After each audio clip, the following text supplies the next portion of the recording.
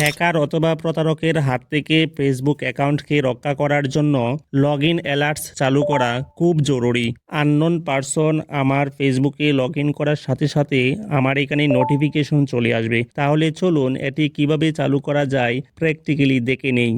অতিরিক্ত নিরাপত্তা বলয় আনতে লগইন অ্যালার্ট চালু করব, তার জন্য ফেসবুকে আসলাম। উপরে ডান দিকে 3 লাইনে ক্লিক করলাম। এখন নিচের দিকে সেটিংস অ্যান্ড প্রাইভেসিতে ক্লিক করলাম। তারপর সেটিংসে ক্লিক করলাম। এখন সি মোর ইন অ্যাকাউন্ট সেন্টারে ক্লিক করে দিলাম। এবার নিচে দেখেন পাসওয়ার্ড অ্যান্ড সিকিউরিটি, এখানে ক্লিক করে দিব। সিকিউরিটি চেকসের মধ্যে লগইন অ্যালার্টস আছে, এখানে ক্লিক করে দিব। আমি এখানে ক্লিক করে দিলাম।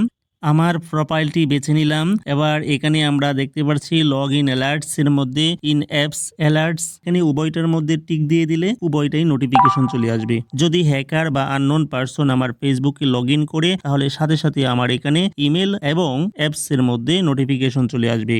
আমাদের ফেসবুকটি অনেকটাই নিরাপদ থাকবে। আশা করছি ভিডিওটি আপনাদের উপকারে আসবে। ভালো থাকবেন। আল্লাহ হাফেজ।